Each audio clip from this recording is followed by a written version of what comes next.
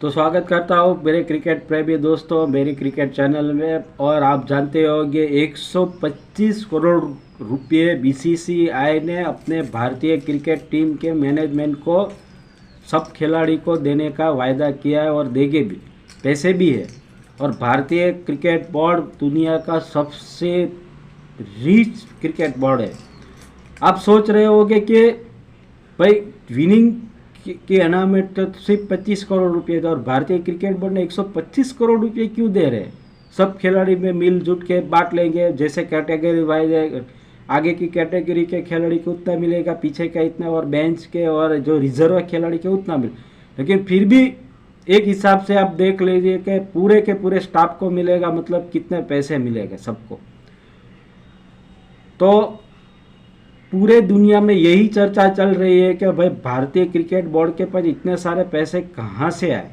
आप तो देख रहे हो कि जितना वर्ल्ड कप में खर्चा होता है उतना हर साल भारतीय क्रिकेट बोर्ड आईपीएल में इतना खर्चा करती है। और आपको पता ही होगा भारतीय क्रिकेट बोर्ड ने इस साल जो आईपीएल में भी इतना पैसा कमाया, अगले साल जो क्रिकेट का वर्ल्ड कप हो तो उसमें सबसे ज़्यादा पैसा कमाया है।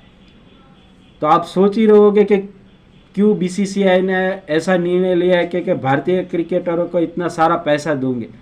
आप देख रहे हो Pakistan cricket board, Sri Lankan cricket board, Zimbabwe cricket board, तो पूरा भारतीय बीसीसीआई पर ही चल रहा है, क्योंकि आईसीसी जो डोनेट करता है वो उसी पे चल रहा है। अगर भारतीय क्रिकेट टीम की इतनी वैल्यू क्यों है, कोई भी टीम हो जिसके सामने भारत खेलती है उसका पूरा बोर्ड अगले महीने माला माल हो जाता है, क्योंकि जो राइट होते हैं, जो प्रसारण के राइट होते हैं, जो सब भी मिला के उसे बहुत पैसा मिला। इसीलिए पाकिस्तान क्रिकेट बोर्ड हर बार भारत के सामने कुछ ना कुछ खेलना चाहता है। मतलब टेस्ट सीरीज रखो हमारे सामने, वनडे सीरीज रखो, 2020 रखो आप, लेकिन कुछ प्रॉब्लम है हमारे राजकीय, उसके लिए वो नहीं खेल रहे। लेकिन अच्छा है नहीं खेल रहे, उसके सामने ऐसा भी नहीं खेलना चाहिए। लेकिन भारतीय क्रिकेट टीम अगर ऑस्ट्रेलिया, इंग्लैंड, अफ्रीका या यहाँ तक जिम्बाब्वे और बांग्लादेश के सामने भी खेलने जाते तभी भी सामने वाले क्रिकेट बोर्ड भी माला माल हो जाता है। पता आप इतना सोचो कि कितना भारतीय क्रिकेट टीम का वैल्यू है मार्केट में। और दूसरी बात आपको बता दूं कि जो भारतीय क्रिकेट बोर्ड है वो एक समय बहुत ही मतलब पैसे में लेवल में थे। जैसे आपको बता दूं कि 1993 या 4 के जो हीरो कप हुआ था भारतीय उपमहाद्वीप में, बड़ा कप हुआ था। मतलब उस वक्त बहुत छोटा था लेकिन मुझे याद है थोड़ा बहुत, मैंने भी देखा था, मतलब छोटा था तो बहुत याद। लेकिन बाद में जब पता चला, जब हम लोग पढ़ाई कर रहे थे, तब जगमोहन दालमिया जो बीसीसीआई का पहला ऐसा चेयरमैन आया जिसने ये बोर्ड को एकदम रीच बना दी। तो उसमें क्या हुआ कि भाई हर बार क्रिकेटर जो था उसके अनुभव उसी को बोर्ड का प्रेसिडेंट बनाते थे और वो खेल में अच्छा था, लेकिन उसे पूरे दुनिया की नॉलेज नहीं। लेकिन जब वो हीरो कप चल रहा था तो बीच में पैसे कम पड़ गए बोर्ड के पास, तो उसने सरकार के सामने गए। तो उस वक्त मनमोहन सिंह, आपको पता है, वित्त मंत्री थे, और उसको भारतीय क्रिकेट बोर्ड ने क्या है कि भाई हमारे पास उतना पैसा अब रहा नहीं है कि ये पूरा हीरो कप ख़त्म कर सके। तो मनमोहन सिंह ने बोला कि भाई आपको जो आपका चेयरमैन है उसे चेंज करिए और अच्छा यहाँ पे कोई एमबीए जो मास्टर होगा उसे बिठाइए। तो उस वक्त जगमोहन दालमिया था, उसको चेयरमैन में लाए और पैसे तो दे दिया और हीरो कप ख़त्म भी होगा। लेकिन उसके बाद 2-3 साल के बाद ही हमारे भारत में जो वर्ल्ड कप खेला जाने वाला था, भारत और पाकिस्तान और श्रीलंका के बीच, जो जिसमें श्रीलंका विन हुई, उससे पहले जगमोहन दालमिया ने ऐसा कुछ किया कि ये वर्ल्ड कप के बाद पूरा बोर्ड का जो कंडीशन थे वो एकदम ऊपर आ गई। और भारत आज आप देख रहे हैं कि वहाँ से लेके कभी नीचे नहीं गए।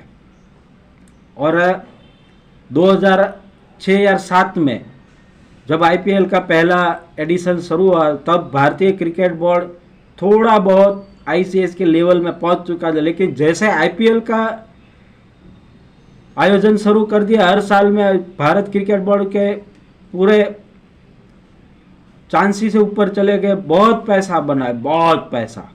अगले साल मुझे पेपर में, मैंने न्यूज़पेपर में बांटा था कि भारतीय क्रिकेट बोर्ड में जो वर्ल्ड कप हुआ था, ऑस्ट्रेलिया विन रहे, हालांकि भारत का बैड लक विन रहे, वरना और पैसा कमाता। 60,000 करोड़ रुपए का मुनाफा किया भारतीय क्रिकेट बोर्ड ने। आप सोच सकते हैं, मतलब खर्चा भी हुआ होगा, लेकिन इतना सारा पैसा, बहुत पैसा कमाया। तो हर साल आईपीएल में से कितना कमाता? आप सोच रहे होंगे कि 25 करोड़ की जो विनिंग अमाउंट थी, और उसने भारतीय क्रिकेट बोर्ड ने 125 करोड़ रुपए दान में दिए। दान में मतलब खिलाड़ी के बीच बांट दिए। तो आप सोच सकते हो कि खिलाड़ी की कितनी वैल्यू है, बीसीसीआई की कितनी वैल्यू है, और ये पैसा उसके खींचे में से तो नहीं देते हो, मतलब एडवर्टाइजमेंट, राइट्स, सबकी रेट बढ़ जाएगी। लेकिन एक तरह से खिलाड़ी को पैसा आएगा तो उसे अच्छा परफॉर्मेंस करने का मज़ा आएगा। तो ओवरऑल अच्छा रहा, भारत ने वर्ल्ड कप जीता। हालांकि मैंने किया, 2-3 खिलाड़ी हमारे अच्छे अच्छे चले भी गए, अलविदा कह दिया T20 को, अब नहीं आएंगे। और अच्छा, T20 में ऐसा कोई जो खिलाड़ी चलेगा वही मैच जिताएगा, ऐसा चल रहा है। लेकिन जो पैसा वेस्ट इंडीज क्रिकेट बोर्ड उस वक्त कमा नहीं सका, इतना पैसा अभी कमा गए। आपको बता दूं, 2007 में पहले राउंड में भारतीय क्रिकेट टीम हार जाने के बाद पहले राउंड में बाहर हो गई थी।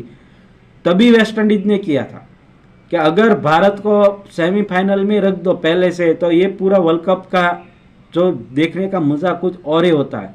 और इस बार हुआ भी ऐसा। चैंपियन ट्रॉफी में नहीं हुआ था, लेकिन इस बार हुआ कि भारतीय क्रिकेट टीम जैसे फाइनल में, पिछले वनडे क्रिकेट में भी फाइनल में आई, और इस 2020 में, मतलब पूरा सिस्टम ही पैसा वाला हो गया।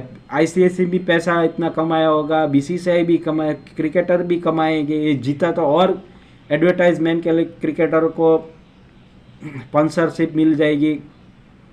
और नए जो क्रिकेटर जो बन रहे हैं, आईपीएल में खेल रहे हैं, और नए जो प्रैक्टिस कर रहे, उसे भी थोड़ा मोटिवेट हो गया कि हमें भी इतना खेल के टीम में कहीं तरह से अच्छा परफॉर्मेंस करके जगह बनानी चाहिए, तो पैसे हमें भी मिलेंगे, एडवर्टाइजमेंट से मिलेंगे, लोग अपने कुछ काम के लिए बुलाते हैं उसके लिए भी पैसे देते हैं। मतलब सुबह से लेकर शाम का उसका मीटर शुरू हो जाता है। बीसीसीआई का यही रूल्स कर दिया है कि जैसे हमारी मैच शुरू होते हैं, मतलब जहाँ भी, वो घड़ी के हिसाब से ही पैसा शुरू हो जाता है। तो आप देख सकते हो कितना पैसा है भारतीय क्रिकेट बोर्ड के साथ, और पूरी दुनिया के बोर्ड है वो भारतीय क्रिकेट टीम के साथ खेलना चाहती है। अगर कोई मतलब 10 साल के आजू बाजू ऐसा एक न्यूज़पेपर में मैंने सुना था कि जो बोर्ड पूरा घाटे में चल रहा है, उसे भारतीय क्रिकेट बोर्ड उसके सामने 2-3 सीरीज ऐसे खेल जाती है, वो पूरा बोर्ड ऊपर आ जाता है।